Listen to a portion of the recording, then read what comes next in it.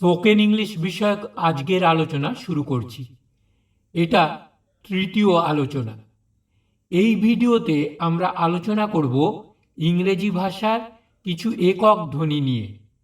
প্রসঙ্গত বলি, বাংলা ভাষার কিছু ধ্বনির সাথে ইংরেজি ভাষার কিছু ধ্বনির আংশিক মিল আছে, আর কিছু ধ্বনির একদমই মিল নেই। ইংরেজি ভাষার একক ধ্বনিগুলো রপ্ত করে নিতে পারলে প্রনাউন্সিয়েশন খুব সুন্দর হবে এবং একটা নিজস্ব অ্যাকসেন্ট স্টাইল তৈরি হবে। অন্য কারো অ্যাকসেন্ট নকল করতে হবে না। দ্বিতীয় আর একটা কথা এই যে ইংরেজি ভাষাটিতে মুখের মাসল মুভমেন্ট তুলনামূলকভাবে বেশি। বাংলা ভাষায় মুখের মাসল মুভমেন্ট ইংরাজির তুলনায় অনেক কম। এটার জন্য কিছু ড্রিল করা প্রয়োজন। ভিডিওটি শেষ পর্যন্ত না দেখে ছাড়বেন না। শেষে থাকবে ইংরাজিতে কথা বলার উন্নতির জন্য কিছু ড্রিল। আমাদের রিচ লার্নিং ম্যাটার্স চ্যানেলে আপনাকে স্বাগত। ইতিমধ্যেই যারা আমাদের চ্যানেলটি সাবস্ক্রাইব করেছেন তাদের অসংখ্য ধন্যবাদ। আর যারা চ্যানেলটি এখনও সাবস্ক্রাইব করেননি তাদের অনুরোধ করব সাবস্ক্রাইব করে নিতে। একটা ভাষা আপনি অতি দ্রুত শেখার চেষ্টা করতে পারেন, আবার ধীরে ধীরে শেখার চেষ্টা করতে পারেন। বিভিন্ন গবেষণায় দেখা গিয়েছে দ্রুত শিখলে আপনি দ্রুত ভুলে যাবেন, আর ধীরে ধীরে শিখলে আপনি দীর্ঘদিন মনে রাখতে পারবেন। এবার আমাদের আজকের আলোচনা শুরু করা যাক। ইংরেজি ভাষায় লেখার জন্য আপনার মাত্র ২৬টা অক্ষর বা লেটারের প্রয়োজন হলেও কথা বলার জন্য আপনার প্রয়োজন প্রায় ৪৪টা ধ্বনির অর্থাৎ সাউন্ডের।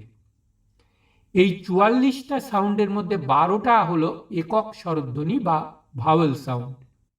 এছাড়া কিছু যুগ্ম স্বরধ্বনি আছে, সেটা আমরা অন্য সময় আলোচনা করব।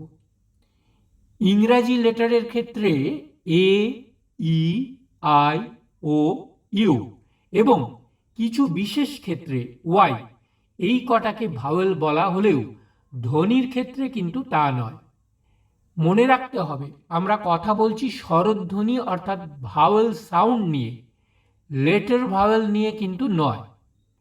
ভাওয়েল সাউন্ড বলতে বোঝায় যে সাউন্ডগুলো স্বর যন্ত্র থেকে উৎপন্ন হয়ে সরাসরি বেরিয়ে আসে, জিভ, ঠোঁট ইত্যাদির দ্বারা প্রায় বাধাপ্রাপ্ত হয় না। চিত্রে ভাওয়েল সাউন্ডের একটা চার্ট দেওয়া হলো। এই চার্টটির একটা লিংক ডেসক্রিপশন বক্সে দেওয়া আছে, সেখান থেকে ডাউনলোড করে নিতে পারেন।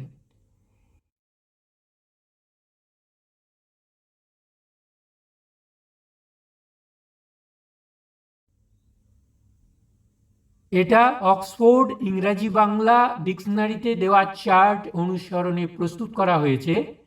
ইংরেজি ভাওয়েল সাউন্ডগুলোর কাছাকাছি আওয়াজ বাংলায় লিখে দেওয়া হয়েছে। সাউন্ডকে লিখে দেখানো খুব মুশকিল, সেজন্য এই সাউন্ডগুলো কানে শুনে বুঝে নিতে হবে। প্রথমে ইংরেজি ভাষার এই ১২টা সিম্পল ভাওয়েল সাউন্ড রপ্ত করে নেওয়া যাক। Leap, E, C, E, ten, A, where, a, glass, a, not, a, small, a, book, u, two, u, up, a, word, a, wow, এই বিষয়টার উপর আমরা একটা কুইজ তৈরি করেছি, সেটার লিঙ্কও ডেসক্রিপশন বক্সে দেওয়া আছে, ইচ্ছা করলে সেটাও দেখতে পারেন। এবার ইংলিশ ভয়েসের উন্নতির জন্য ছোট একটা ড্রিল দেওয়া হচ্ছে। আগেই বলা হয়েছে ইংরেজি ভাষায় মুখের মাসল মুভমেন্ট তুলনামূলকভাবে বেশি। এই ব্যাপারটাকে ভালোভাবে বোঝা এবং টোনাল কোয়ালিটির উন্নতি এই ড্রিলটির লক্ষ্য।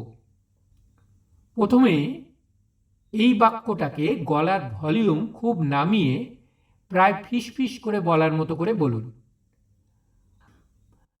I am now talking with a very pretty voice.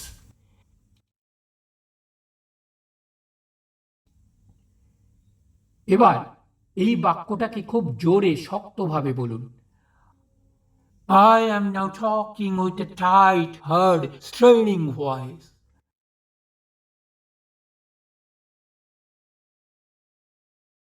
এইবার এই বাক্যটাকে খুব স্বাভাবিক গলায় খুব স্বচ্ছন্দভাবে বলুন। I am now trying to talk with as easy and relaxed a voice as I possibly can. এই ড্রিলটি দিনের বিভিন্ন সময়ে একবার করে 7 দিন করতে পারেন। ভিডিওটি ভালো লেগে থাকলে একটা লাইক দিতে ভুলবেন না। আর যারা চ্যানেলটি সাবস্ক্রাইব করেননি তাদের আবারও অনুরোধ করব চ্যানেলটি সাবস্ক্রাইব করার জন্য। ভিডিওটি দেখার জন্য আপনাকে ধন্যবাদ। এর পরের ভিডিওটি অবশ্যই দেখবেন।